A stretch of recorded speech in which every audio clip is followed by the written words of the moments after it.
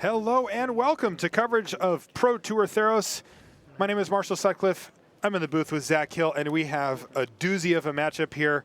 Luis Scott-Vargas, you get a look at him in his suit and tie. He was just inducted into the Magic the Gathering Pro Tour Hall of Fame this morning. He's playing against really an old school legend of the game, Chris Pikula. You take a look at him. He's got his groovy plaid shirt here, and nothing really going on yet. It looks like, oh, actually there is something going on. There was a Baleful Eidolon run out on turn 2 from Luis Scott-Vargas. It got spark jolted. And spark jolt, really one of the few ways that you can get ahead on value against that card. So, you know, and now it's going to be unable to put a halt to Chris's assault. But Yep, and we see a dissolve from Luis Scott-Vargas on turn 3 of the game. He's trying to keep the board clear of threats so that his long, grindy game plan can go into effect, and so far he's done exactly that. Chris Pikula, nothing on board. yeah, I mean, we see Luis with a very, multiple mnemonic walls. I think he's got 3 of them. A classic blue-black deck that just really wants to go late. He has a Disciple of Phoenix as well.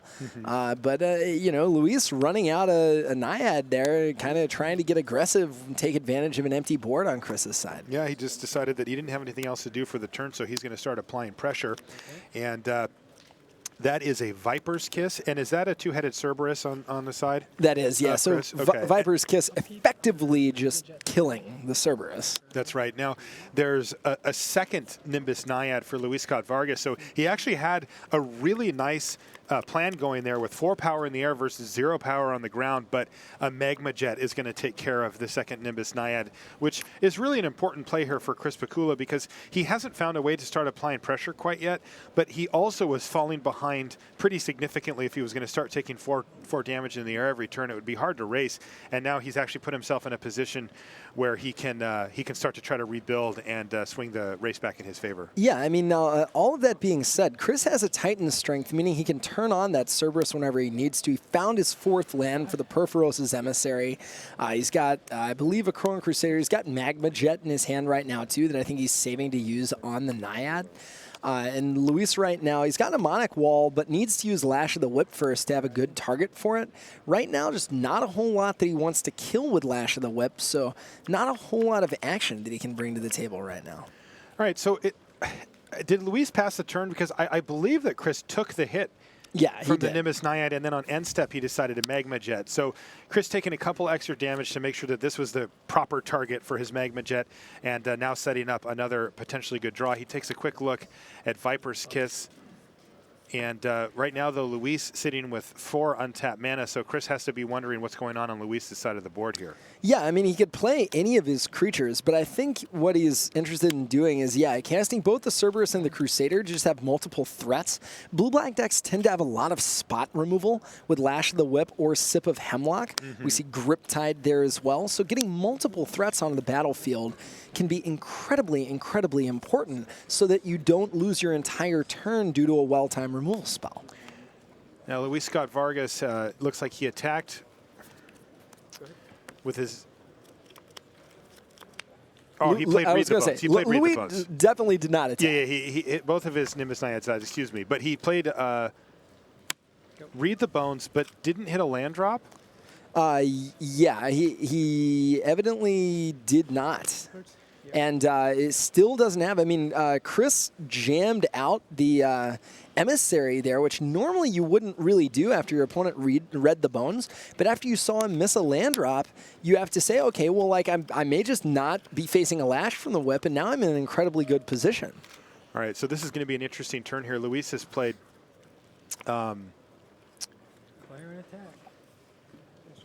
I mean, Luis played Shipwreck Singer. Shipwreck Singer, thank you. Now, which it will eventually turn that at least the Chrono Crusader off, no matter how many 1/1s it's able to make. It's interesting though because Luis can make the Crusader attack and then just straight up block it normal, putting pressure back on Chris to have a pump spell, which, as I say it, is exactly what happened. Titan Strength here is going to make sure that Shipwreck Singer sings no longer. It also is going to make, for Chris Pikula, a 1/1.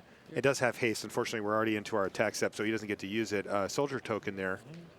looks like Chris is scrying away the card. Kind of an awkward block there for Luis. He's sort of forced to make it, despite how quality of a card Singer is, and despite the fact that he's guessing that Chris has a play, just because he's probably not going to be able to use the Singer's abilities, given that his hand is Erebos' Emissary, Mnemonic Wall, Lash of the Whip, Sip of Hemlock. Right. So just not really a lot of turns where he can sit around with lots of mana open. Right.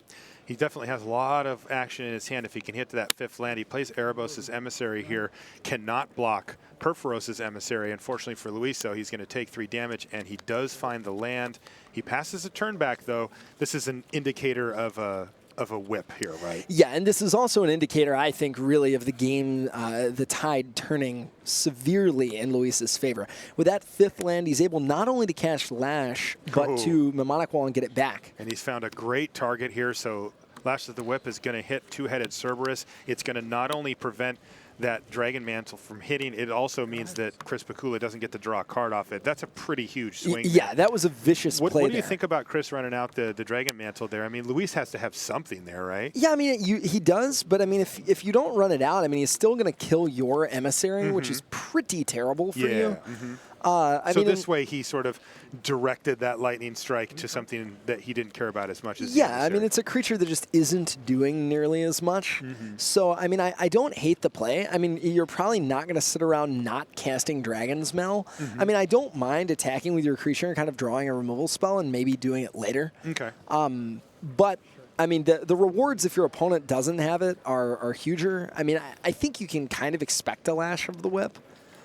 So yeah, I think you could play it either way. Sure. So Luis throws a double block in front of the Perforos' Emissary, and Chris Pikula ordered Luis's Emissary first, but Luis discarded a creature to it so that it would become 5/5. And I think you're right here, Zach. Looks like things have swung firmly in Luis Scott-Vargas' direction, though he is at 6. And we know that Chris Pikula has ways that he can finish off the game that isn't through combat. I believe Luis just gained some life off of Grey Merchant. Okay, so I believe he's up to 9. So now he's back up to 9, and that's definitely a big difference there. So maybe 10 it looks like. So things are moving pretty strongly in Luis Scott-Vargas' favor here. Chris Pikula has drawn a Spark Jolt, which is, it was really good early in the game, but it's not too great here, unfortunately, as everything's bigger. A 2/4, a 3/3, and an 0/4 just don't really care. And remember, Luis still has that whip in his hand that Chris knows about because he got it back with the Mnemonic Wall. Yeah, exactly. I mean, the question for Luis is when he's going to be able to start attacking now.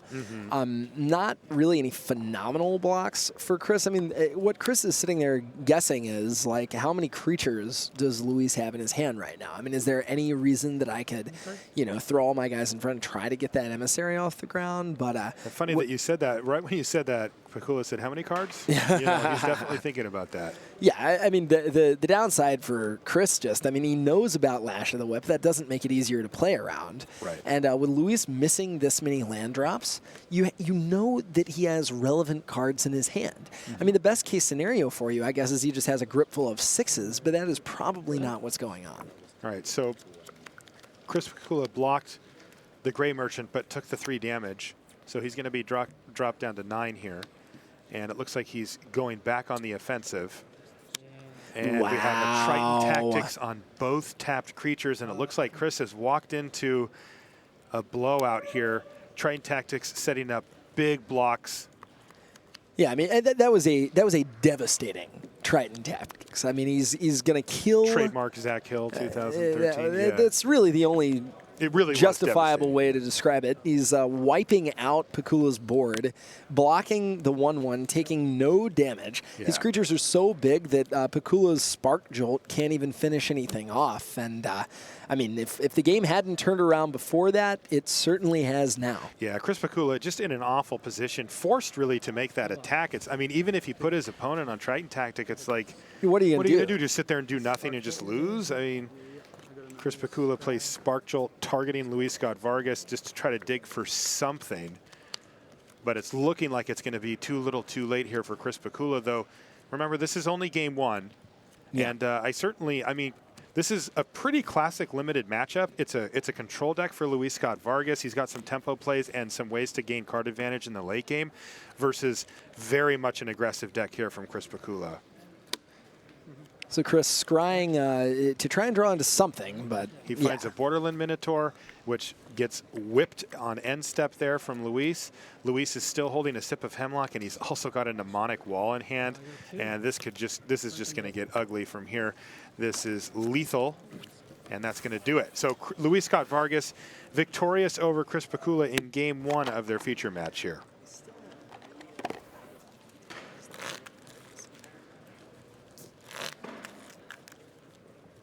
So players looking to ignite your competitive spark, take your game to a Grand Prix and see how you fare against the best players in your region, as well as the top visiting Magic pros. Upcoming Grand Prix include Louisville, Hong Kong, Antwerp, Santiago, and Valencia. For more information, visit wizards.com/Grand Prix. I will probably be at that Grand Prix doing coverage. So come say hi. I'll make sure to do that, Marshall. Yeah, so it looks like Osip was up a game against Melissa. Don't have results from any of the other matches, but I mean, what incredible players in the feature match area.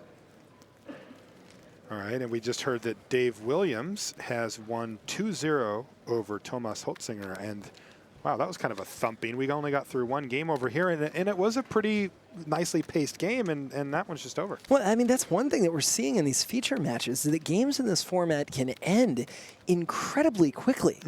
What's interesting to me about that is that, you know, people are saying this is an incredibly skill-intensive format, a lot of decisions, a lot of plays, deck construction's hard, drafting is incredibly intricate, and yet the games can finish very fast, and sometimes don't take that many turns.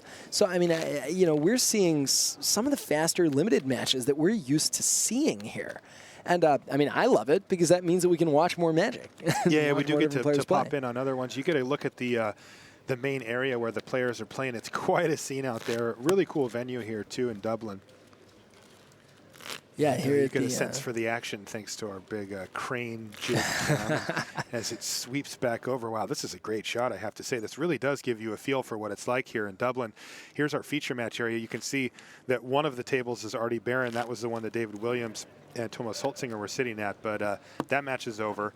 And we're back on our main feature match here. If you look back behind Luis, you can see a shot of Osip in his white backwards hat there. And he's playing against top 8 competitor Melissa DeTora as well. She's also a Community Cup champion. A highly accomplished Magic player. Yeah, you can see her right back there too. It's got to be pretty empowering to Luis to be like sitting there playing on the actual spot where you're inducted in the Hall of Fame here at the Royal Dublin Society. Indeed. All right, we're underway here. A couple of mountains to kick things off for Chris Pikula with his mono red deck. No plays though thus far. And still nothing? How does he have nothing by turn 3? What's going on here, Zach? I mean, I feel like he kept a 7-card hand with just a lot of tricks and expensive cards rather than mulligan. But I mean, yeah, you have to expect as a mono red aggro deck, you really want to be a lot faster than this. Because if all you're doing is putting no pressure on the opponent, you have to expect that he's got a better late game than you. Yeah, because this is just ugly. Here's Triton Tactics to use as a removal, or excuse me, a counterspell on the Magma Jet. He does still get to scry too, but this is an interesting state because I mean I'm not sure. Like Chris Pikula had 4 open mana, and he was fortunately facing down Luis with blue black, and Luis has showed him dissolve already. He just probably doesn't want to run his spells into it. Yeah, I mean you have to assume if you're Luis that like Chris kept the hand because it has removal earlier on, and you know I think that you're wanting to protect your Singer because you don't think he kept a 7-card hand with nothing. That's right. Now Chris Pikula plays a Perforos's Emissary, and in one fell swoop, he also plays Dragon Mantle, draws his card, but unfortunately the swoop goes back in the other direction towards Luis. He plays his whip, and it's going to take down the Emissary here, one of Pikula's key threats.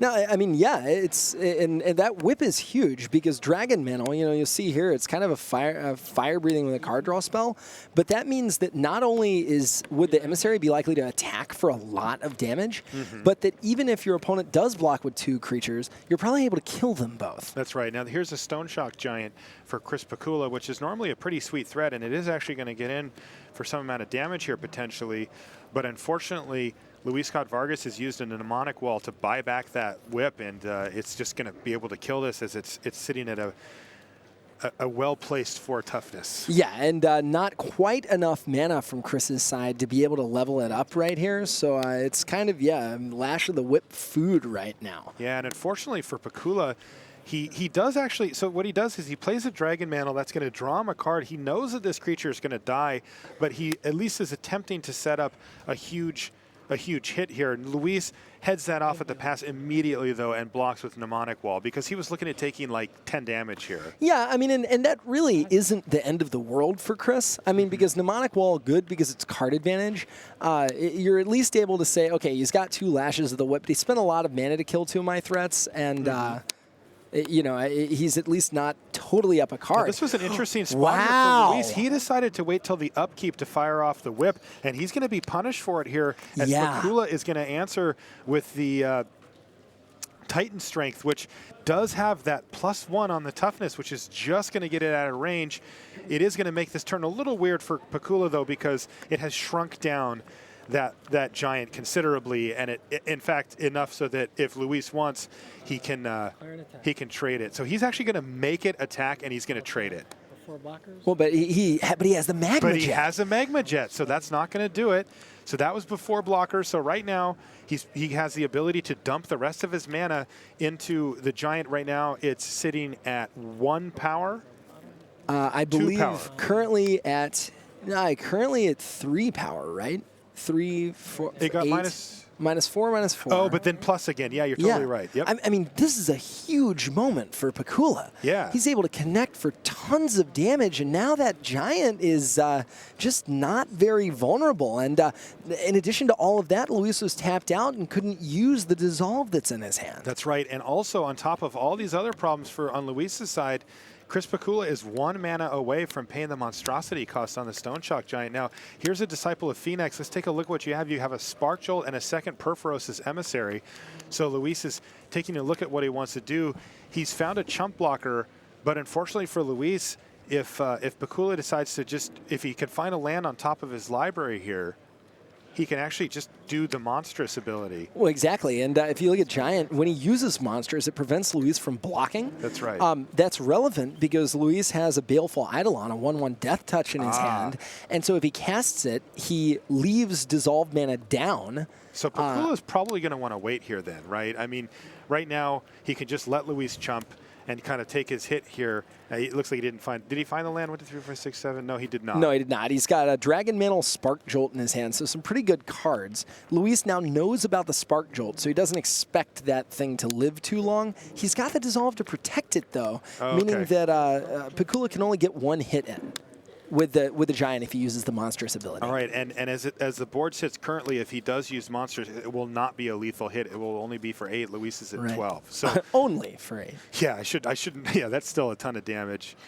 So Pikula taking a look at Baleful Eidolon. This has been some great magic here between these 2 veterans of the game, and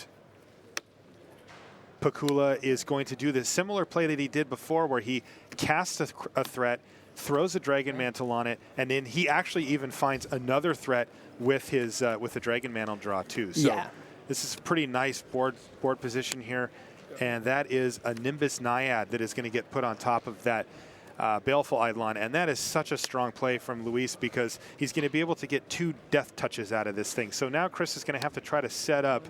Oh, this is a big one. A dominant Fanatic of Mogus right there, dealing 1, 2, 3, 4, 5, 6, 7 damage. 7 damage, and this could be it for Luis. Let's see. He can block there.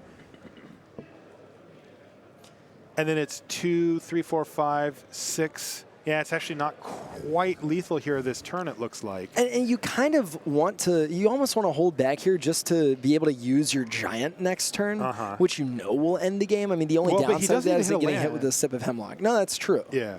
But if you aren't hitting land, I feel like you think you're probably winning anyway. But we see, Chris just dealing a giant chunk of damage right here. All right, there's a Pharika's Cure to take out the Mogus. We have had a fantastic game here. Luis blocked the Acrone Crusader, and it's down, so he still has a double Death Toucher, basically, one he can block and then do it again. Interestingly for Luis, though, you know, when Chris does Monstrous this ability, it now loses where if Luis casts the Nimbus Naiad without it, he can actually chump block. Yeah, he could actually have blocked because it is a. So tough no, but he. Right. Because it has flying. It has flying. Although the Eidolon has flying too. Yeah. Right. Follow the adventures of Planeswalker Dak Faden in the Magic the Gathering comic produced by IDW. A special promo card unique to the IDW comic series comes in each issue. Find out more about these comics at wizards.com/magic-merchandise. Dak has been demoted from greatest thief. I mean, he's not a bad thief. No, still a reasonable thief. All right, so that was just an absolutely...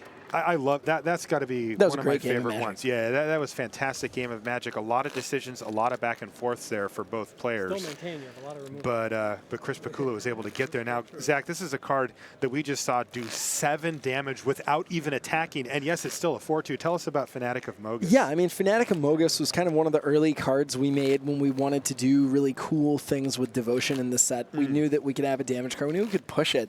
Eventually, we kind of said, it might be interesting to have this in Constructed with cards like Boros Reckoner, Ash Zealot, Burning Tree Emissary, Hammer of Porphyros. I mean, you don't need a lot on the battlefield for this card to deal a ton of damage. Yeah, it used to be a 3/1 for 3, and that could deal a little too much damage a little too quickly.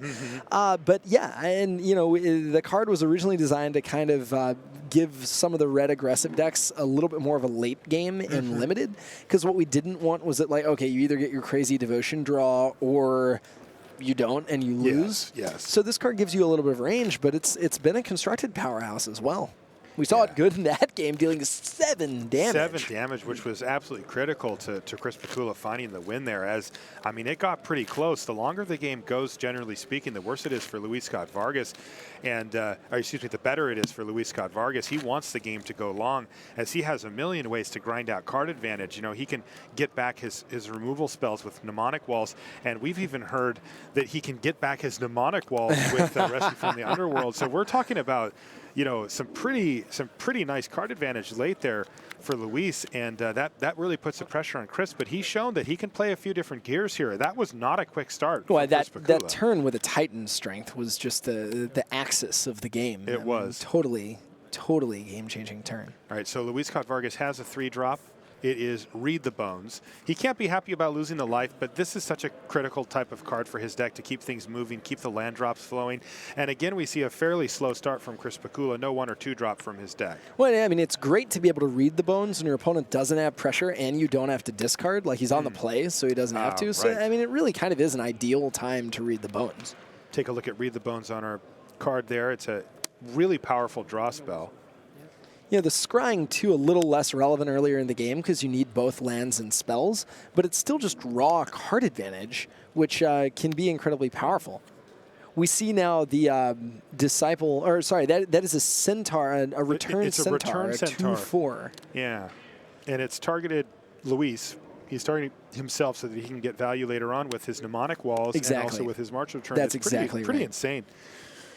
Also, 2/4s are good block. Yeah, really good against your opponent's 4/2s and 3/3s.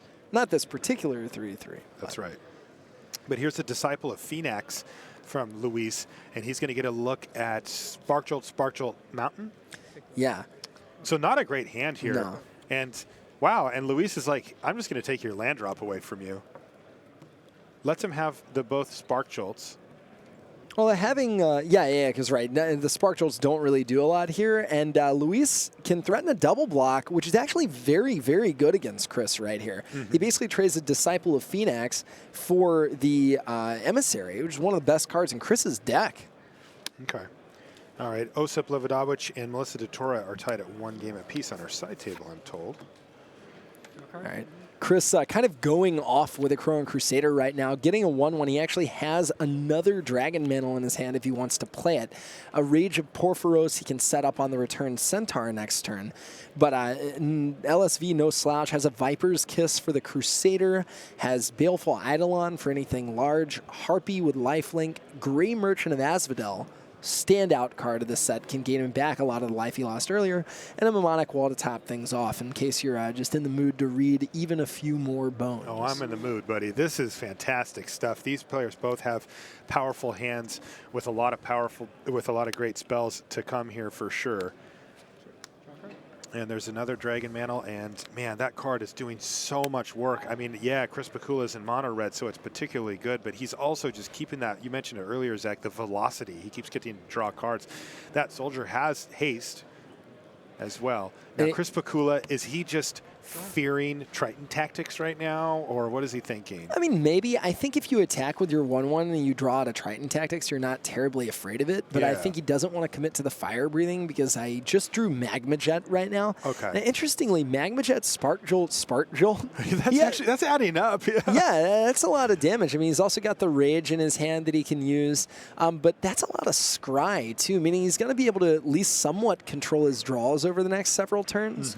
And you can't be too upset that Luis took your land because, I mean, you still have 5 mountains, and it means you've got enough raw spells to really do some damage. Now, that said, Luis has a lot of high toughness creatures in his deck, but those are now going to, have to trade or double block against all of Chris's fire-breathing cards. I mean, his 1/1 token can trade for Luis's entire board. Here's Gray Merchant of Asphodel. It's one of the cards that's really sort of made its big appearance here at the Pro Tour. It's a card that a lot of people have had their eye on, and Luis is going to drain for 5, as we say. That means that Chris is going to lose 5 life while Luis Scott-Vargas gains 5. He's also committed another 2/4 blocker to the battlefield here, which is, well, they're really good. I mean, the 2/4s for aggro decks, it gives them nightmares.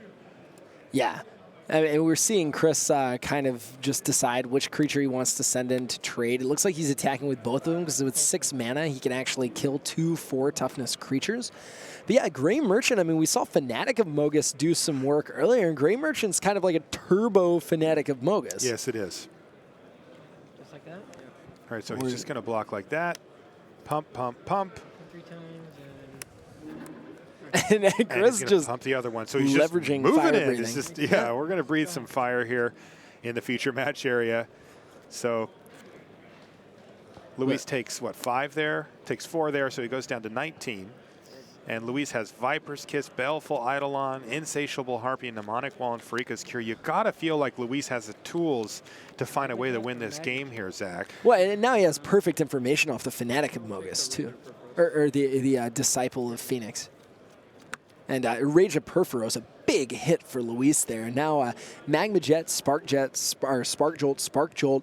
Again, it adds up to 4 damage. It costs 3 cards to do it. So a pretty big take for Luis right there. We see a Titan Strength now, allowing that Emissary to become active, and Luis realizes that something's going on. All right, we've got another update from the side tables. PV, Paulo Vitor Dama Rosa, and Christian Calcano are playing. They're tied up 1 game apiece, so a lot of great action here in our feature match area for sure. And there's a Titan Strength from Chris Pikula to keep his soldier token alive and to run over a Disciple of Phoenix. Yeah, and keeping his soldier alive means that soldier can likely trade with whatever Luis's next biggest threat is. So actually a pretty trade that Pikula's reasonably happy with given the circumstances. You never want Disciple of Phoenix to go ahead and take your best card and then do something relevant. Right. But, Chris still has 2 major threats on the battlefield. All right, here's a Baleful Eidolon. It's going to be bestowed on the Gray Merchant of Asphodel. So shields up for Luis Scott-Vargas here, though that Perforos' Emissary is threatening still, because if Chris can find a way to get rid of the Disciple of Phoenix, get it off the board or out of the way, Luis won't be able to block at all. That said, Luis is sitting here on 16 life. He's in a pretty stable position, and he has a lot of powerful spells in his hand. So if I had to guess here, I feel like Luis is ahead. Yeah, I would tend to agree. I mean, I don't hate here just 2 for wanting yourself if you're Chris and like using Spark Jolt into Magma Jet on the Disciple, but I think you want to draw the card that you scried with first, just to make sure. I mean, Luis has a Viper's Kiss, so he can kill that Fire Breather whenever he wants to, but I think he's wanting to save it for a monstrous creature. He's going to do it right now. Oh, okay. Yep. Yeah, that's why. So he was just deciding whether he needed to do it. Remember, he's also got Farika's Cure in his hand. And it's really tempting when your opponent has a card with Fire Breathing on it to tempt them into using like a bunch time of mana. walking Yeah. themselves. And then you're going to get your life gain out of it, and you can really do some damage there. But he decided that he was going to take the safe route here and just one-for-one his opponent. Chris was sitting there thinking about whether he wanted to scry on his upkeep, but just no really excellent targets for him. So he's deciding, all right, I'll see what my draw step yields. All right. And right now, I mean, Chris likely going to 2-for-1 himself to get rid of that Disciple, but, I mean, he needs to scry, and he needs to get something going. That's right. This is going to be pretty bad for Chris in the end, I think, because Luis Scott-Vargas has an Insatiable Harpy, which is a 2/2 flying lifelink for 2 black. And that's the kind of card that can really hurt Chris Pikula's stance in the game. And now that Magma Jet's sitting safely in the graveyard, Luis can run it out there and feel a lot better. Yeah, exactly. And the Harpy with lifelink can get Luis out of range of any of Chris's big spells, and also gives him another blocker to actually deal with that Emissary. That's right. right. We're still looking at Mnemonic Wall too, which has yet to come into play. I mean, you kind of want to usually use it to get back a removal spell, but if you get back Read the Bones here, you're just going to be in such a commanding position as you lead open Farika's Cure. Yeah, and Chris Pikula should be keenly aware of that, right? I mean, he should look at this and say, all right, but shields up for Luis Scott-Vargas. Now he has a Mnemonic Wall to go hit with his Gray Merchant of Asphodel that's wearing a Baleful Eidolon, and there it is. Now, relevantly, Chris, with Spark Jolt in his hand, can actually trigger the 2/3. So he's it turns Spark Jolt into a combat trick with Scry 1 in addition to just 1 point of damage. Yeah, that's a Flame Speaker Adept there. It's a 2/3. Whenever you scry, it gets +2/+0 and gets first strike until end of turn. It can be explosive. It really, really can. Unfortunately for Pikula, he's kind of ran out. He's got 1 Spark Jolt left, and he's already used up, you know, the Magma Jet and another Spark Jolt. Wow. And I mean, Thassa's Emissary is incredible. Yeah. I mean, just totally incredible right there. I mean, 5 damage, 5 life, drawing a card. I mean, that really is going to put the nail in the huge coffin. Swing. Yeah, I mean, we knew that Luis was, you know, positioning himself for some big play like this, but that is nasty. Yeah. That is just cold-hearted. And Chris, I mean, yeah, he's like, okay, I've got to start attacking right now. I can't just sit back and get clocked for 5 in the air. He's got Titan Strength, which is a huge pump for both that and the Adept. It was actually a pretty good play. Yeah. But it would be if he wasn't facing down a 5/5 flying life-linking Ophidian.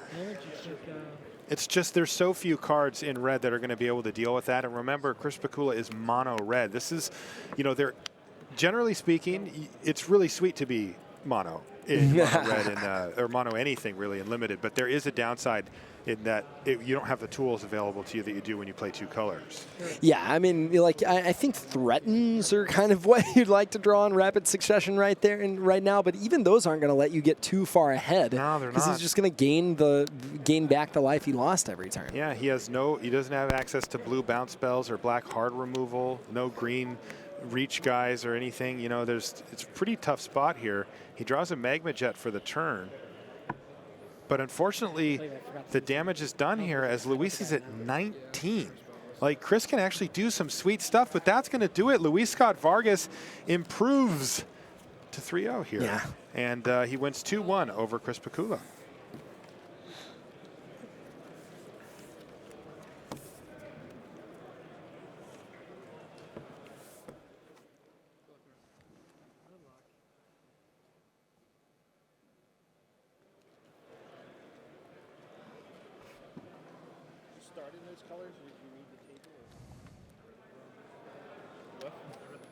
We'd like to thank Gaming Etc. for being an official card retailer here at Pro Tour Theros. Use the promo code Dublin when ordering on gamingetc.com to earn 10% off all singles and accessories.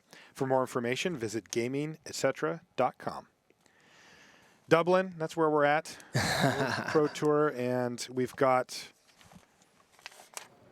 looks like tied at 1 apiece is Paulo Vitor Dama de Rosa versus Christian Calcano. You get a little early look at the board state there. We're getting our overhead camera set up, so we'll bring you that shot once it's all there.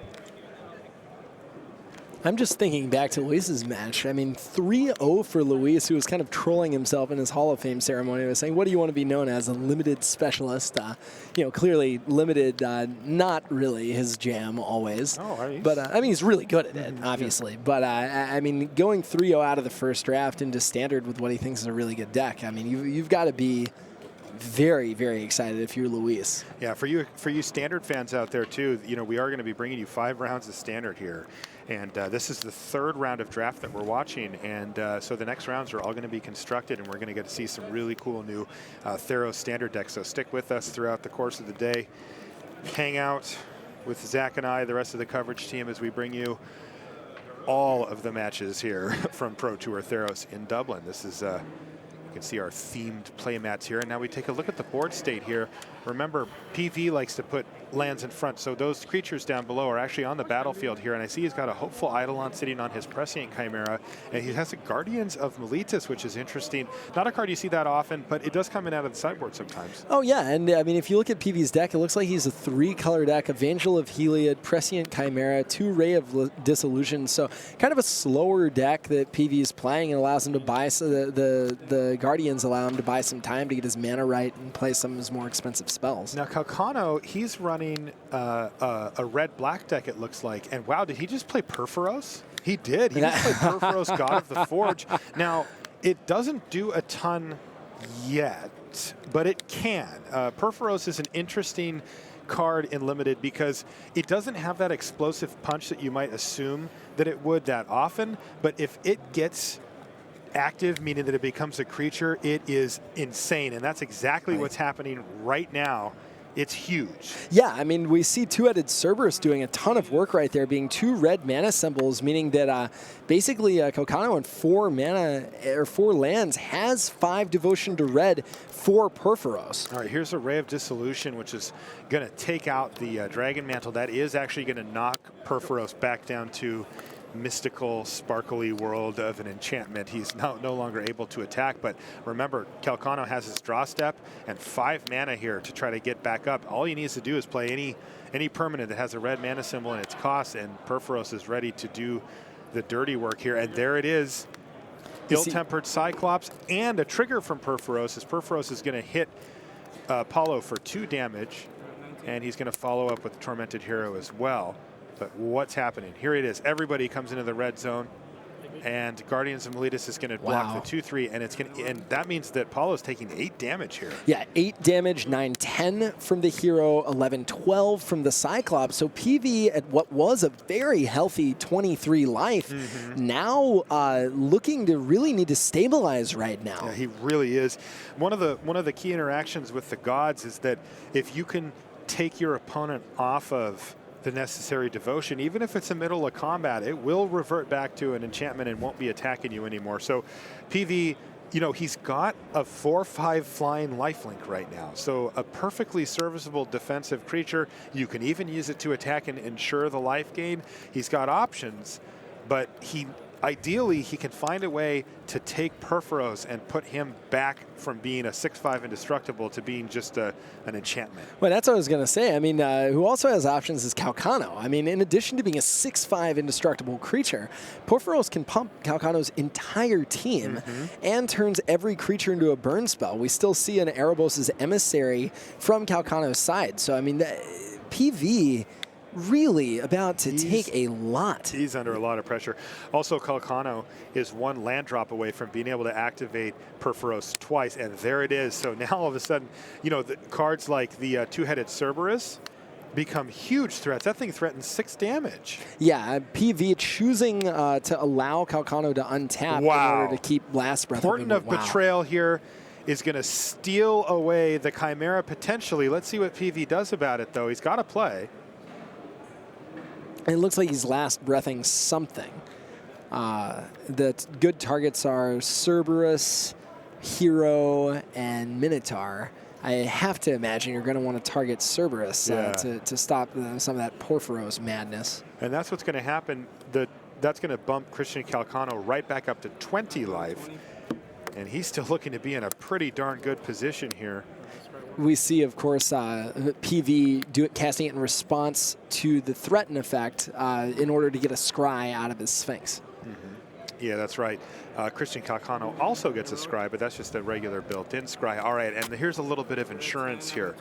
Perforos's Ordeal of Perforos here means that Calcano has a little bit of extra red mana on the battlefield just in case, and that's going to mean that Big Dad. Oh, did Perforos not attack? 1, 2, Perforos 3, 4? is not Oh, active. he went back down. Yeah. Right. Because that was 2 mana exactly. symbols. Yeah, my exactly. bad. I forgot the 2 mana symbols left. So, sad God has to sit on the sidelines. But it didn't stop Calcano from bringing the beatdowns here. Yeah, I mean, it looks like that hero's going to hit for at least 3, 4, 5 from the Minotaur, 6, 7, 8, 9 from the Sphinx.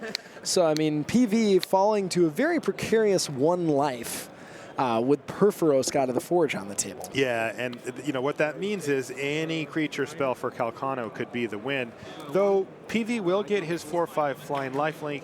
If he finds himself in a position, he could actually attack with it to bolster his life total back up to get out of, 1 creature range. But of course, he really does need to pull double duty here. He needs his creature to block, and he needs to gain the life. So.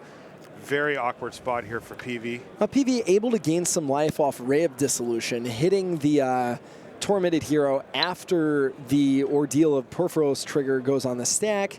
So PV still able to go up to 4. Okay, so he's out of range at least for just a single creature. Yeah, he can get into attack, go all the way up to 8. So, I mean, his life total is still a little bit padded, but what he doesn't have is an answer to all of Calcano's board and his remaining 3 points of devotion, which could very easily turn on Perforos with a single double red spell. All right, here's a Sealock monster for PV.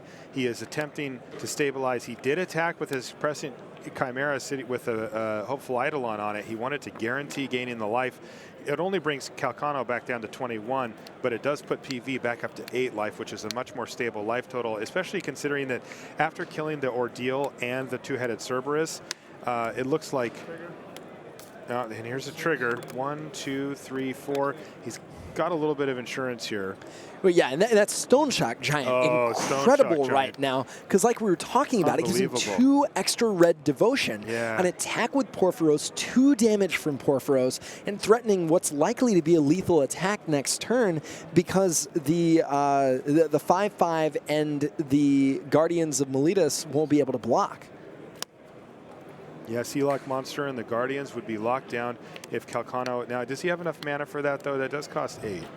He does not. He only has 6. Okay, so he's a couple turns from that, but still, an active Perforos is going to make short work of PV if you can't do something about it here. Like you mentioned it, Zach, the double mana cost in that Stone Shock Giant was just critical. You don't actually see that much red with double mana cost and permanents. There's only a couple. Yeah, you've got the 5/3 that blows up an artifact. You've got 2-headed Cerberus. You've got a couple uncommons like the Giant. But yeah, by and large, there's only a few things in the format that allow you to do that. All right, so let's see what Calcano comes up with. I see he has Erebos' Emissary here. Which, interestingly, it might be better to cast as a creature even if he had enough mana to bestow it, just to get 2 more damage off of Perforos. All right, so just Perforos attacking here. And you're feeling reasonably secure in your indestructible creature. But basically, okay, so Perforos just no longer a creature. Yeah, was thanks that to a that last breath? Yeah. Yeah, so this is what we were talking about earlier, Zach, is that you can take your opponent off of the necessary devotion, even in the middle of combat, to turn Perforos back into an enchantment. So strong play there from PV. It allows him to not take any damage this turn, and things are looking pretty nasty. There's a Fire Drinker Satyr and a follow-up play of, you mentioned it, Zach, he's just going to run out the Emissary now, because that actually represented 4 damage right there. Yeah, exactly. And PV falling down to 2. He's got 4 points of life he can gain from the Sphinx. The other thing is all of these last breaths mean that Calcano is nowhere close to dying. So, I mean, starting a race from PV's side is just not the easiest thing to do right now. Yeah, and you'd think that he would be able to race incredibly effectively having the 4/5 lifelink with that Chimera, but right now, Christian Calcano is putting so much power on the table. It's not making it possible. He's also one red mana symbol away here. Actually, he's got it live again, doesn't he? Yeah, the Fire Drinker Satyr turned Porphyros right back on. So should Calcano have played that thing first then? Very possibly, yeah. I think he may have wanted to been able to activate Porphyros twice. And not have to commit to having a red mana up. But yeah, I mean, I think hedging against a bounce spell or a last breath may have been more effective because you definitely want your god to be able to connect. Especially if you're going to cast it anyway. And PV was representing two specific spells there. He was representing Voyage's End and Last Breath. Both reasonable cards to have in the deck. So you see Calcano play his land to be able to have kind of maximized monstrous right now, or monstrosity. Also, the fire breathing off Fire Drinker Satyr, not irrelevant. Although he might end up taking quite a bit of damage if he ends up attacking with it. We saw PV having to leave the Chimera back on defense. All right, and it looks like Calcano says, I'm shipping the team, buddy. Here they come. So everybody into the red zone, including Porphyros. So PV, in order of priority here, says, well, we're going to make sure we take this Stone Shock Giant down. And now he's got to block. He's got to put blocks on everything else. Yeah, and relevantly, I mean, shutting down the Giant, if PV is able to survive this attack, means that Porphyros not likely to be getting up and attacking anytime soon. Yeah. But still has to deal with it this turn. Yeah, this is huge here. I mean, PV had to dodge the bullet of Calcano just playing a creature. Right. That just ends the game, exactly. You know. So he dodged that bullet. And now Calcano has made an aggressive all-in attack here, and PV is trying to find the best way to, well, survive the attack to kick things off. Remember, there's a Cyclops there that can get quite large, but also he must try to set up the game going forward. Yeah, the other thing he has to do is play around everything Calcano can do right here. Which is like everything. Yeah. That's it. There is no math that works out correctly in order for PV to survive, even if he is gaining 4 life from his Prescient Chimera. And Christian Calcano off to a great start at the Pro Tour here. So awesome stuff down in the feature match area. Yeah, I'm glad I didn't have to think about that combat with a Fire Drinker Satyr, with Ill-Tempered Cyclops, with Porphyros activations. Right. Basically just seemed like everything was bad for PV. Yep. Yeah. So that was some really good stuff. Welcome back to the booth, guys. Marshall Sutcliffe here with Zach Hill. And, yeah, I mean, I got to say that those were some of the best matches that we've had. Yeah, those are some really good matches. Yeah, a lot of back and forth, especially in Luis's match. Where, Luis versus Pikula was sick. Yeah, we thought that could go either way several different times. Yeah, we really did. I'm so happy watching these. I mean, these are, you know, this is what I love about doing this stuff out here, is getting to watch the highest level limited players battle. And I know that there's a lot of you at home that love that too.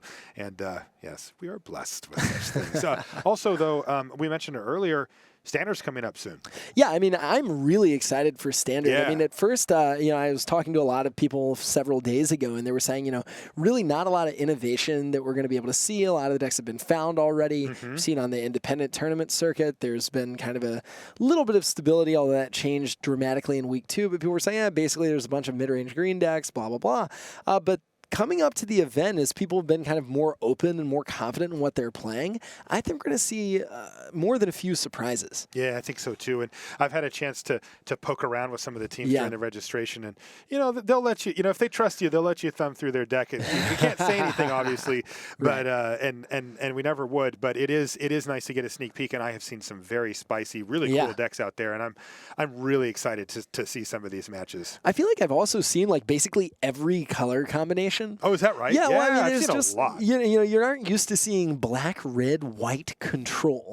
Yeah. You know, in an environment, but I mean, basically everything is good. Yeah. All right. So Rashad Miller is down in the feature match area right now with the calculator, Christian Calcano. Rashad Miller here with my buddy, Christian Calcano. Now, you're looking pretty cool, calm, collected during that game, but like right after you won, you looked like you were a little bit of disbelief. Like you were, what? First of all, did you think that maybe you weren't going to win that turn or that game? And what gave you the confidence during the game? I mean, honestly, like on that last turn, once he tapped out, I had realized I had actually won the game, and I attacked with all my guys because Porphyro a second pump. But the whole match, in general, I just played really bad, and I think I'm just really fortunate to have been able to get through it. So I'm just happy that, you know, I 3-0'd a draft for once. Well, congratulations on that. One more quick question. Now, I don't know if this is true, but I hear you have a very controversial stance on Magma Jet. Can you tell me how you feel about that card? Yeah, I mean, honestly, Magma Jet just isn't very good in this format. I feel like a lot of the 2 toughness creatures aren't very good, and the spell just isn't very strong in this format in general. Like, I would prefer like a card like Titan Strength over it, and yeah, it's not a card that I'm looking to draft highly, whereas other people really are taking it high because they think it's really good. All right, so that's Christian Calcano. I'm Rashad Miller. Send it back to the booth with Marshall Sutcliffe and Zach Hill.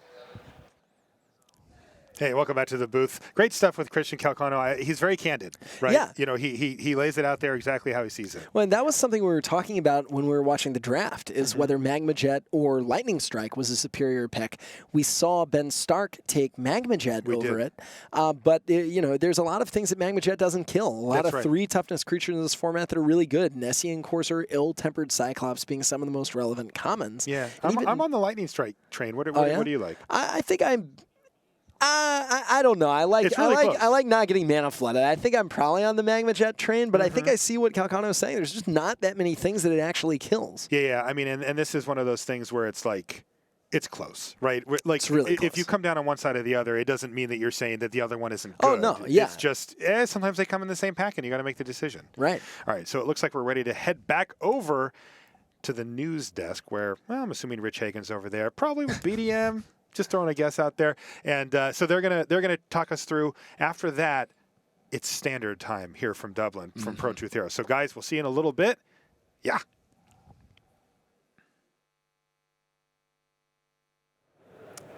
Hello everyone, welcome back to the news desk. Rich Hagen here with you. Haven't got Brian David Marshall, he's off somewhere getting ready for standard, it turns out. Players are going to be doing that as well. We're on a kind of lunch break coming up. Let me take you to our leaderboard. So this is the 2 draft pods we've been following through the morning. We're going to complete the story of those 2 pods for you. On the left of your screen, this was our draft view. Remember, you can see this in the text coverage. You can see every pick from every player on the left of your screen, including number 2 ranked Ben Stark, who pulled out 2-1, and I think he will consider that a pretty decent result. You always expect that somewhere along the line you're going to drop a game in draft. He has done. Hopefully he'll be able to come back tomorrow and go for at least another 2-1 or 3-0 there. Hannes Karem 1-2. Scuderi of Italy acquitted himself admirably at 2-1. Zhu Wang 2-1. Juran Liu 1-2. Pierre Dajon is your 3-0. Congratulations to him. Chapman Sim 1-2, and that means the 0-3, not quite 0-3 drop because it's the 4th loss that really puts you in deep trouble. But 0-3 is a terrible hole, and that's Andre Prost, multiple team leader for Latvia, also dual citizenship for America, 2 times Pro Tour top 8 in 2011 and 2013, but he is really up against it for coming back. On the right of your screen, David Caprioli of Italy, 2-1. Well done to Mariano Cartacchini of Argentina down the bottom. This is his first Pro Tour. BDM spotlighted. Who would the heroes be? Well, maybe Argentina. You've got a hero coming your way into standard. Cartacchini at 2-1. Thomas Enevoldsen, the Grand Prix Strasbourg champion, has got to 2-1 as well. And then the 1-2s, Dusty Ochoa, number 24 ranked Matt Costa, Jeremy Bright is 1-2.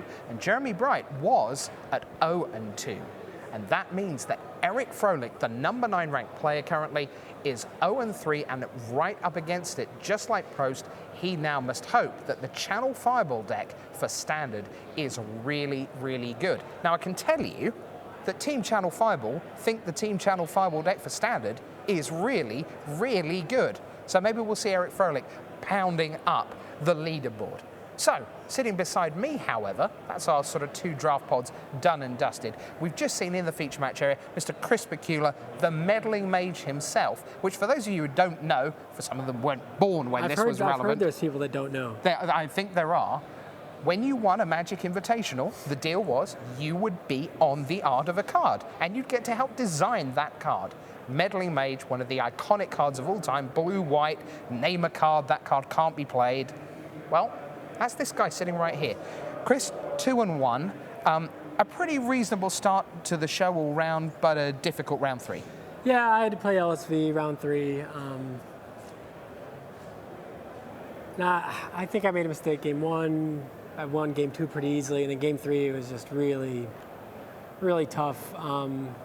He sideboarded well against me, invalidated a lot of my cards, and then sort of made me discard the cards that weren't invalidated. So Sure.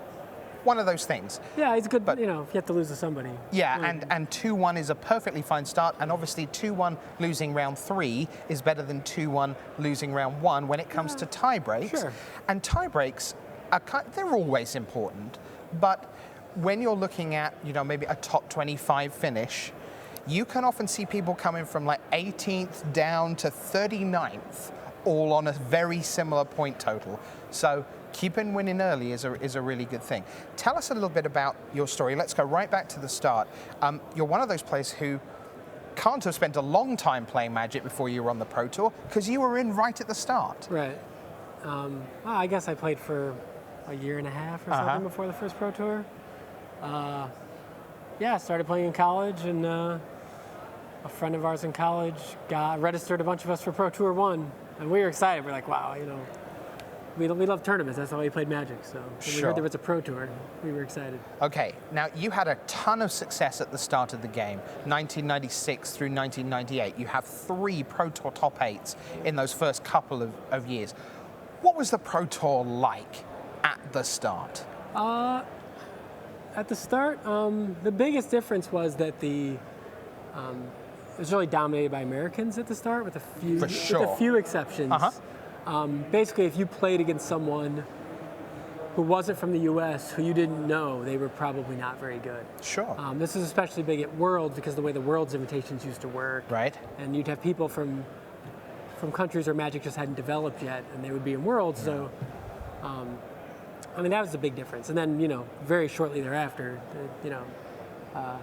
Magic became popular in other countries, so the rest of the world kind of caught up. Of course. And there were some, Europeans. You've got the likes of Rada and Hovey, for example. And then I had basically quit playing by the time all the strong Japanese players showed up. Sure. One thing that's very noticeable right now is that America is once again dominant in the game. And there have been periods where Japan have been very much at the forefront. You can certainly look at the years sort of 2005 through 2009. Japan, you would say, was the dominant force in the game. What would you say, to an extent from the outside looking in, because I know you don't play as much Magic as you would certainly like to these Who days. does? Who does? Yeah, well, quite. But what would you attribute the success of American Magic right now? Because it is clearly the dominant nation on Earth right now. I guess it's the team solidarity is a big part. There's big groups of good players who are committed to testing and getting ready for tournaments with each other. Combined with some people who are basically doing it full time, going to lots of Grand Prix, playing lots of Magic Online, basically, the way Reed Duke does it. I don't know if there's people, I don't know if that's unique to the U.S., but that's definitely what a lot of the strongest U.S. players are doing. So I don't know if there's people just not, I think it's still easier to go to Grand Prix in the U.S. Obviously, if you live in Europe, a lot of those European Grand Prix are close geographically to each other. When you're in the U.S., you see a Grand Prix in this country, a Grand Prix in that country, but Europe's just not as big. So if you really want to go to all those Grand Prix, I suppose you can go to a lot of them. Sure. But I don't know. It seems like, there's a couple instances where it's just luck. The good players happen to be American right now, just like the good players happen to be Japanese at one point or happen to be German. Sure. But I think that the ability to go to a lot of tournaments, people can even play in Star City tournaments every weekend if they want, if they really want to stay on their game. Now, you've mentioned Star City there, and I want to ask you a question that I know the answer to, but they at home won't. Tell me who your teammates are that you tested with for this Pro Tour. My teammates for this Pro Tour are Osip, former Pro Tour champion, is the most well-known name, I guess. Sure, Osip Lebedovitz, 2003 Venice Pro Tour champion. Yep. And then it's 6 people who were on 2 of the top 4 teams from Grand Prix Providence. Okay. The team, so it's the winners, which was... So this is Eric Berger? Eric Phillips, Andy Longo, and then the 3rd or 4th place team, which was 2 old school players, Bruce Cowley and Chris Manning. Chris Manning is an extremely strong limited player. who I think is really like kind of unknown, but just really. He has really huge numbers. He is very strong at limited. And then Kevin Bowman, who I actually went to high school with, was their third. This is his first Pro Tour. And then we were going to test with Gerard Fabiano, but he actually had to pull out of this Pro Tour. He wasn't able to attend. Sure. Yeah, and that's basically, I'm probably forgetting someone, but that's... So now picture the scene at home. Imagine that you have a testing group lined up that is like those people Chris has said. So Grand Prix winners, a Pro Tour champion, really good. Then imagine someone says to you, hey, we're having this little castle thing. There's like 6 Hall of Famers. Like, we've pretty much all won Pro Tours. There's world champions in there. We could probably squeeze you in. What do you say to that person? And what if that person is a John Finkel, let's say? Because if you're you say, thanks, but I committed to a team and I'm going to commit to a team. That's not exactly what happened. Okay, go on. They asked me, Team Star City asked me before I committed. And it was a very difficult decision. Yeah. I still don't really know how I picked. I mean, I'm definitely closer friends with more of the people on the team I tested with, but I am friends with many of the players at Star City, but there's also some people in Star City who I have no real affiliation with at all. Yeah. And is Magic a lot about the people for you? Is that a lot of your Magic story? Yes and no. I mean, it was a tough decision. I still don't know if I did. I mean, it sounds like the most unbelievably difficult choice you could possibly get. I mean, really, the logistics played into it. Like, with my family and stuff, I had to make a decision, like, is it easier for me to go to New York to the weekend test or go out to Dublin a week early? They were staying in a castle outside the city, and the details, at the time I was making the decision, the details were very fuzzy on what the logistics were going to be. It was a tough decision. I really, to be honest, it's not like the deck tech that I feel like I'm missing. I'm just missing the players I tested with are very good Magic players.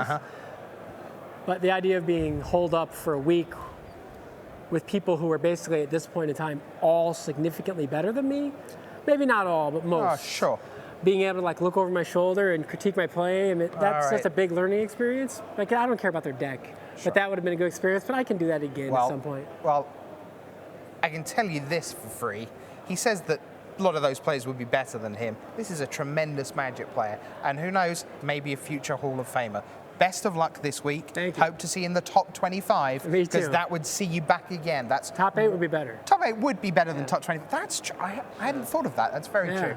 Ladies and gentlemen, Chris Pikula, the meddling mage here, 2-1 going into standard. All right, so here's what we're going to do. We're going to lift the curtain now for you. We're going to go inside R&D. We had a chance to go to Seattle, the home of Wizards of the Coast, chat with the designers, the developers, the flavor makers, the artists about what makes Theros so special. And the first part of that is coming up approximately, well, now.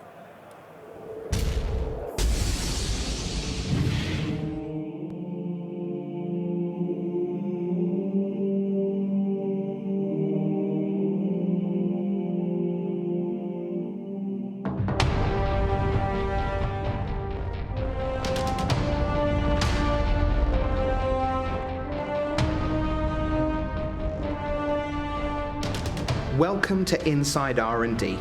I'm your host, Rich Hagan, and here in Seattle, at the home of Wizards of the Coast, together we'll explore a wondrous new world, seamlessly blending myth, legend, and ancient reality into a setting that is uniquely magic. Theros is a world where the monsters start big and get bigger. Theros is a world where heroes rise to meet epic challenges pulled from the eternal storybooks. And Theros is a world where the pantheon of the gods rule over all, waiting for us to show them our devotion. But for our stories to unfold, first, we need a beginning. Okay, well, it all began when we did the 7-year plan, and for year 3, I had an idea, but it didn't work. And so what happened was Brittany Myth had said, we've been talking about doing Greek myth for a long time. Maybe this should be the spot where we do Greek mythology. And he had the idea of maybe that enchantment, an enchantment block is something we haven't done for a long time either. And he says, well, he felt like maybe enchantments would make sense with gods, that he thought there's some similarity. And so I got given the idea of, let's do Greek mythology with enchantments. And so I walked away, and I was like, well, how exactly do we make this work? Greek myth was a lot of the reason I wanted to be a fantasy writer, because you have, these stories have lasted for, eons. We have how Hercules solved the labors. There's something just eternal about these stories, and as a storyteller, that's fun. I think about when I'm planning a story, you need that problem-solving moment that, of course, the Greek myths are full of. So it's been a love of mine since I was a kid, and I was thrilled when they said that they were going to do a Greek mythology set. When I was a kid, here's how I used to function. I loved to read, and so I would pick a topic. It would be space and the planets, or it'd be writing in codes, or it'd be Native Americans, or something. I'd pick a topic, and then I would just learn everything I could about that topic. Well, one of those topics was Greek and Roman mythology. That I got into it, and I read every book I can get my hands on. And so for a period of time, I was living and breathing Greek mythology.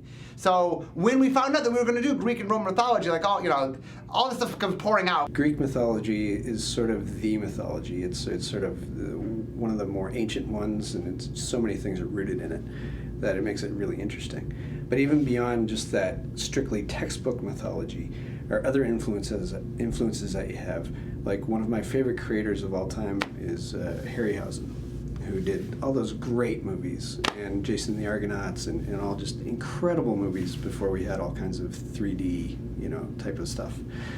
And those definitely were an inspiration for a lot of the things that we did. Greek mythology has been something I've always been interested in. I took a class in mythology early on in high school, and read a lot of comic books with a mythological bent. I read Sandman by Neil Gaiman, I read Bacchus by Eddie Campbell, and I always wanted a Greek mythology themed Magic set, especially after Innistrad came out. It was very much like, wow, they can really hit a genre very hard and do a top-down set. I would love to see a mythological set like that.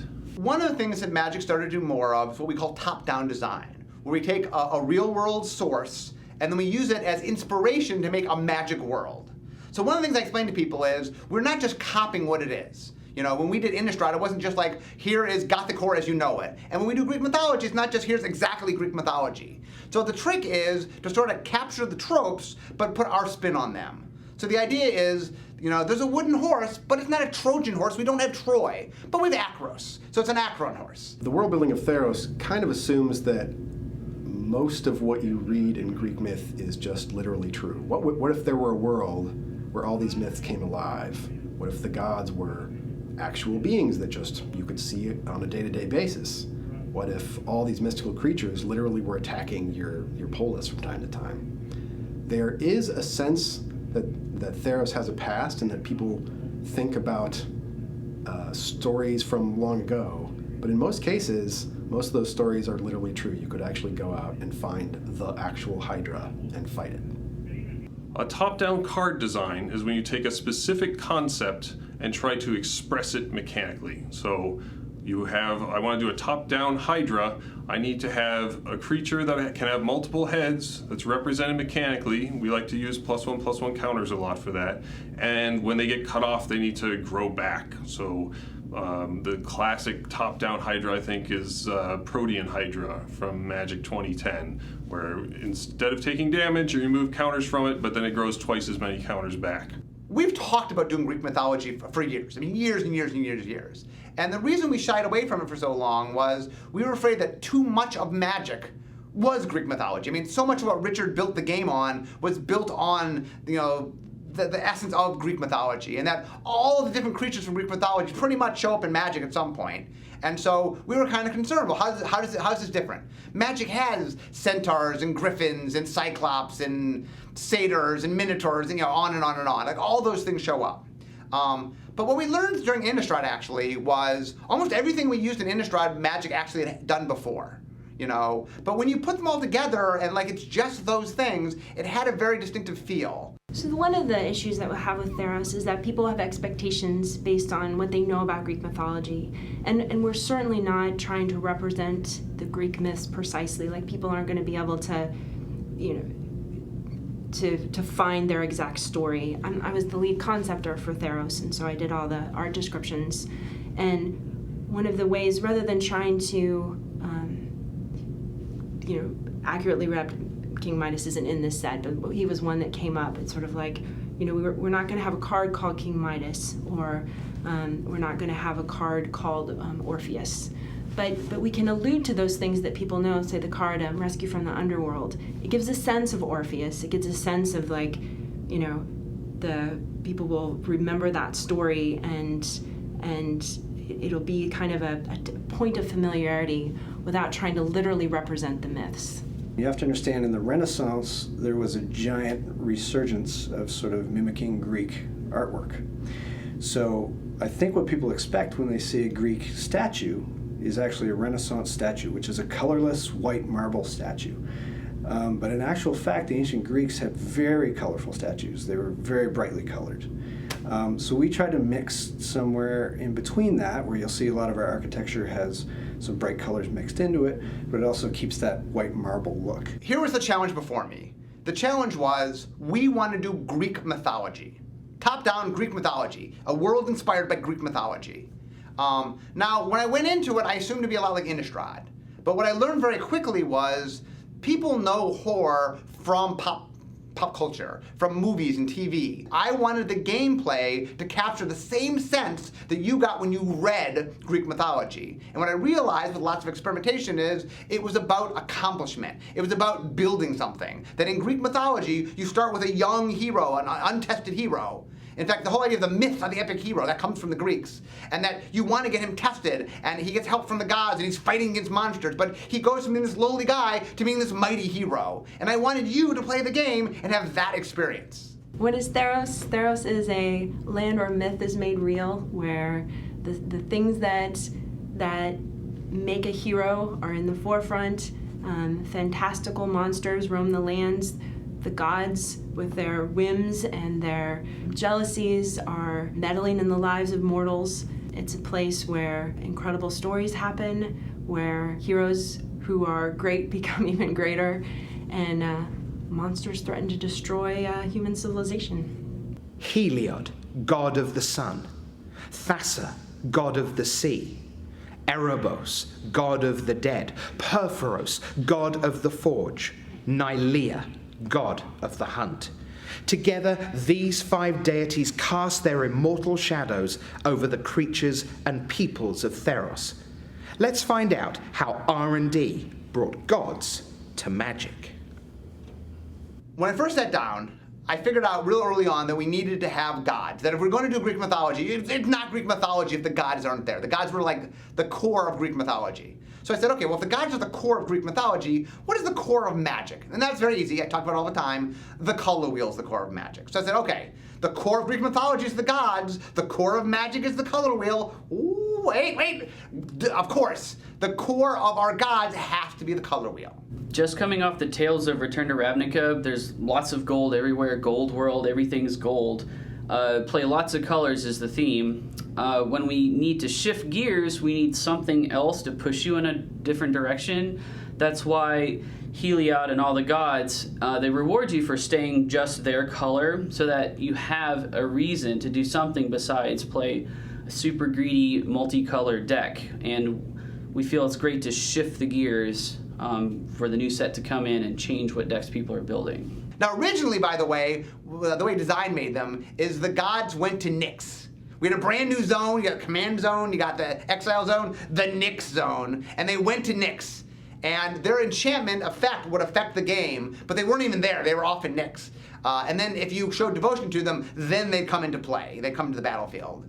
And the development rightfully said, like, well, I don't know, we need an entire zone. But they kept the essence of what we wanted, which is that the gods kind of, the presence is felt, but in order to get the, you know, the mortal-ish, or, you know, physical part of the guy. To actually turn them into a creature, you kind of gotta make them feel good, because that's how the Greek gods were. Normally when we're trying to, like, this card's a little too good, we don't want like all the colors to play it, like let's, instead of it being 2 colorless mana and a single black mana, we might like make it 1 colorless mana and 2 black mana, and that normally when we do that, we're making the card worse, or it's going to show into less decks, it's going to be harder to cast. Sometimes you won't cast it in that sense, it's worse. In this case, if we were to make that change, we were in many cases making cards better, so it changed a lot of development paradigms where by making cards harder to cast, they actually could just become strictly more powerful cards in this setting. One of the biggest tasks was to go through and design after design after design, try and figure out what made this god unique, what kind of thing made them actually appear supernatural. That was very hard to do, and I think it translated from the concepts. And then it was also pushed harder in the final art, I think, which is oftentimes done by, like, if you take a low angle, like an upshot at a god, and you also show the environment that they're in and that they're 500 times bigger than you are. Like, they're the size of a mountain and they're smashing it. Then that's the kind of thing that we use to get across this feeling of, like, huge supernatural power. Each god has sort of a signature weapon that is associated with that god, and each god's weapon is also an enchantment. We've talked about how the magic of the gods is enchantments. So anything associated with them, anything that's created from divine magic, has the enchantment type and has this kind of like Starfield look to it. So occasionally, if you're a very devout worshiper of your god, they might lend their signature weapon to you, and you can actually wield it. And this is considered a very great sign of approval from the gods. If you are able to be graced with the sun spear of Heliod, use it well. Heliod is one god where, in many cases, we were trying to match up the abilities of the god as well as the associated weapon of that god in many ways. So, in part, that was one of the pieces that comes together if you're trying to analyze why each god has which powers. Like, Heliod can create a bunch of cleric tokens, and what's good with a bunch of little tokens? An anthem effect, which is what we have, where his weapon is giving all of your creatures +1/+1. Thassa is the god of the sea. She is a god that believes in progress over time, but also can punish those who don't see things her way. She rules over the Tritons, which are the merfolk of Theros, and they believe that she is going to guide them to a grand future. Thassa, we were trying to figure out what can blue do here. These gods have devotion. A bunch of counterspells doesn't help you. And so we said, well, we'll help by making the blue one faster to get on the battlefield and really reward you. And then we added the Master of Waves to give blue another strong devotion permanent to help build a deck. When you die on Theros, instead of rotting in the ground, you transfer to this underworld where you live out in this world of the dead. The god who rules over this underworld is Erebos, the god of the dead. If you ever wish to leave the underworld, you have to ask Erebos. He usually says no, but sometimes it is possible to escape the underworld if you manage to sacrifice your identity. That's the cost of leaving the underworld. That's what you see in The Returned, which are these undead beings that roam Theros. And they have a gold mask over their face. That's represents that they have sacrificed their identity. It would be nice to tap into black getting power by paying life. We decided what would be cool was to make Erebos' whip play really well with him by giving your creatures lifelink, so that your creatures would add to your devotion, the lifelink would give you your life back, and then you could spend the life that you've earned to draw more cards. Theros has one god for each color, but not in every case are we seeing the most obvious side of that color represented in that god. Perforos, we wanted to make sure that he would bring out a different side of red that we don't often see. Red is the color of passion, the color of art and creativity and inspiration. So Perforos's God of the Forge was really, we were trying to tie into the fact that like he master of both sort of fire and earth, and that's just simply captured in terms of like whenever a creature enters a battlefield, it can do 2 damage to your opponent. We tried to tie this into being something that he could really take advantage of with his hammer. The hammer is putting 3/3 golem creatures into play. When each of those come into play, they can be dealing damage to your opponent. He also just has we wanted to give him sort of a more general exciting effect of giving all of your creatures an attack bonus we figure a lot of people are going to want to put this sort of strategy into an aggressive attacking deck with lots of small creatures, and with those small creatures just giving ways to pump them each turn is an exciting payoff for those style of decks. Nylea is god of the hunt. She is the classic hunter archetype from Greek myth. She is she ranges over the forest, and what she declares as her prey is hers. You worship her if you wish to have skill in the hunt as well, but you might actually run into her hunting alongside you, in which case, don't take her quarry. The green god, Nylea, is strong because the creatures that tap for mana also give you devotion, so she's the easiest one to get in there in battle and attack. And the hard part was making her bow. A bow sounds like it should be killing things, but green is the color that's least likely to just be eliminating creatures. And Aaron Forsyth came up with this idea of the 4 seasons. So the 4 seasons, if you look, you can figure out which ability is which. It's pretty interesting. Nylea gives all your attacking creatures trample. Her bow gives all your attacking creatures death touch, which is cute. It also has this kind of crazy interaction where it means you only need to deal 1 damage to the blocker because of death touch, and the rest can trample over, and it's a very powerful synergy that we sometimes avoid because it's a little confusing, but here you've got a god who's a mythic and you've got a weapon that's rare, and it's a really exciting combination. When design has signed you up for a cycle of mythic rare indestructible enchantments, that's a scary thing. Black and red can barely touch enchantments as it is. If someone shows up with naturalizes or disenchants, they're not getting rid of your god.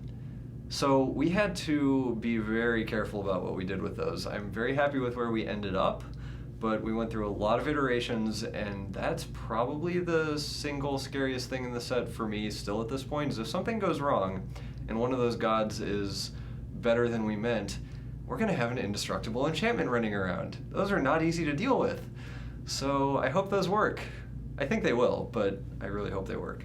The gods extend their influence over every part of the world, but for the mortals on Theros, there's a lot more to worry about than the whims of their chosen deities. In part 2 of our journey, we'll see how R&D turned Theros into a living, breathing world, packed full of staggering monsters, myth and legend made real, and heroes ready to answer the call. All right, hello everyone, welcome back to the news desk. Rich Hagan sitting alongside Mr. Ian, that's not a spelling mistake, Duke, older brother of Reed. That's true, by 5 years. By 5 years, and that's why he doesn't get to be a Magic core developer like you are. We're going to get to talk about Standard in a mo, but first, let me show you our new leaderboard. Now, it's still not quite the actual leaderboard, because as you'll see in just a moment, we have, well, it turns out there's basically 53 players with perfect 3-0 records, but we've picked out 16 of the finest names we could find there. So you've got the likes of Sam Black, Christian Calcano, Pat Chapin, Jeremy Desani of France, John Finkel has started off 3-0, from Taiwan, Hao Shan Huang. You've got Ireland's finest, John Larkin, with all his top 8 experience in the 90s. Hopefully we'll be doing a deck tech with him later today. Makihiro Mahara of Japan. You've got a Choa of Channel Fireball. You've got Hall of Famer Rada, Pro Tour champion Rietzel, Hall of Famer Ruel, Hall of Famer Scott-Vargas, Player of the Year Turtenwald, Pro Tour champion Jake Van Lunen, Pro Tour champion Craig Wesco. And there's 37 more still yet to taste defeat here at Pro Tour Theros. But the players are getting ready for round 4. And so, Ian, briefly, we're going to just touch on the 4 pillars of Standard. And these are the decks that we're kind of looking and thinking, we're going to see plenty of these somewhere out there today and tomorrow. So let's see our first slide, and we're going to begin with Selesnya. And so this is green-white, if you like. So we've got cards like Fleecemane Lion, we've got Boon Satyr, but then we also got, from previous sets, things like Trostani and Advent of the Worm. Tell us a little bit about Selesnya. Yeah, absolutely. So this was a deck that saw a lot of success at Pro Tour Dragon's Maze in Ravnica block constructed. So it's no surprise that this was a great starting point for players as they started to explore the new standard format. Now, this is a deck that sort of toes the line between aggro and mid-range. It has bigger creatures than a lot of the aggressive decks, but it also has a lot of resilience as the game goes long.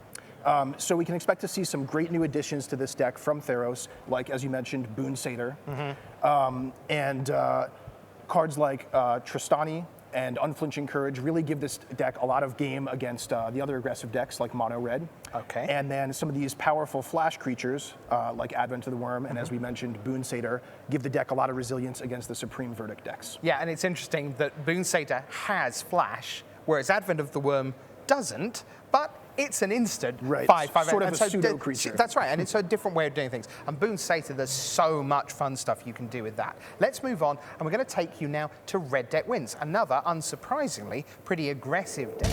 Now, there are lots of takes on red, but we've got 4 cards up on the screen there. What catches your eye in? Yeah, so absolutely. Fire Drinker Satyr is just a home run for this deck. This deck is super aggressive, and it doesn't mind taking a little bit of damage in the early game. So this is an additional excellent 1-drop that allows you to put a lot of pressure on the opponent. From there, you have a couple different directions you can go. Some of these red decks are going to seek to get in some early damage with creatures and then finish the game with burn spells like Magma Jet and Lightning Strike, which are just premium additions. Beyond that, you can go a slightly different direction where you actually focus more on Red Devotion, which is one of the exciting things that Theros brings. You can see up here on the slide we have Fanatic of Mogus. Yes. This is a powerful 4-power creature. When it enters the battlefield, it does damage equal to your devotion to red to the opponent. This can really finish off your opponent in a hurry. Yeah, I mean, a lot of red players have been known to play things like Lava Axe as, I'm going to deal you 5. Absolutely. And this can easily, the Fanatic can easily deal you 5. Oh, and then, by the way, I've got a 4-power body left over for 1 less mana. This is what we in the business call reach. Right. And just real quick, a couple more additions from Theros that we might see. The Hammer of Perforos is an excellent way to stay in the game with control decks. And Perforos himself we might see this weekend as well. Okay, well, we might see him indeed. And let's see whether he crops up in our conversation about Gruul. This is kind of mid-range, if you like. So up there, we've got an Ember Swallower. We've got Satyr Hedonist that accelerates your mana, Polukranos, the World Eater, and then one of the signature cards in the set, another one, Xenaghost the Reveler. Yeah, so this deck really puts the monsters in Heroes versus Monsters. Yeah. What we can expect to see a lot of early acceleration.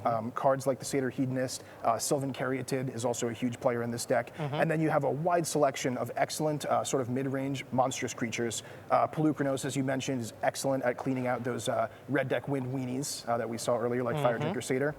Beyond that, you have Stormbringer Dragon, which is a huge threat against the blue-white based control decks that we're going to see coming up. And Ember Swallower is actually a really exciting addition that I'm a little bit surprised to see, but does a great job at attacking your opponent's mana base. Yeah, I think the thing is that there's such an upside to that 7 mana. If you can do it, and you've got Nykthos maybe, there's some there's some stuff going on there. All right, and finally on our Whistle Top tour of Standard, can't even say it, we're going so fast. Let's take a look at Esper Control. Yeah, so at its core, this deck is a blue-white based control deck, so we can assume we're going to see the usual suspects like Azorius Charm, Detention Sphere, Supreme Verdict, and Sphinx's Revelation. But by splashing black, these decks get a lot of great additions from Theros. Thoughtseize is one that might come up in the mirror matches, and as well as Ashiok, Nightmare Weaver. This is a really exciting card you can use to put pressure on your control opponents, so it's great for the mirror match. Elspeth, Sun's Champion, is just a haymaker that can really end the game against other creature decks.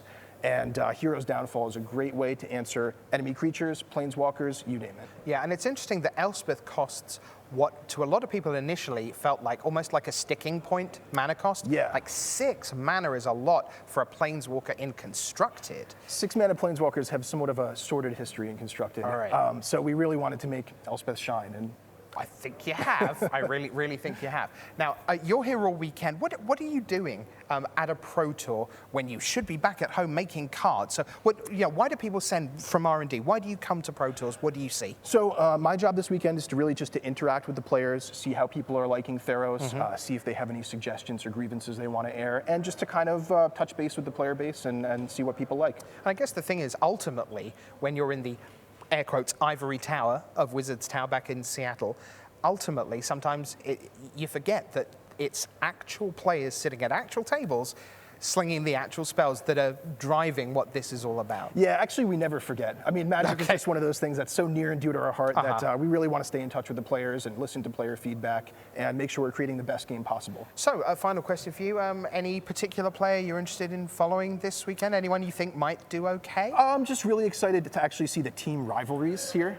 Star City Games versus Channel Fireball is one of my favorites to follow, so eager to see how that plays out. Okay. I fed him such a softball there, and he refused. He is the modesty runs in the family. The second nicest man alive. All right, so that was Ian Duke. We've got feature matches coming up in round 4. It goes like this: 3-0 all the way. David Kaplan of Canada against David Ochoa of the United States. Hall of Famer Antoine Rouel in an all-France battle against World Magic Cup champion Timothée Simoneau. Then you've got another Hall of Famer. It's Bram Snetvangers, and he in fact is at 2-1 against Joel Larsson of Sweden, runner-up in a Pro Tour in the last 12 months. And we're going to start on video. We're going to go a bit old school, and we're going to take you to the Emerald Isle from Ireland, 3-0, their finest player of all time. It's John Larkin against Eric Phillips. You could have been watching this in 1998, and now you can watch it in high definition in 2013. It's time for round 4 of Pro Tour Theros 2013.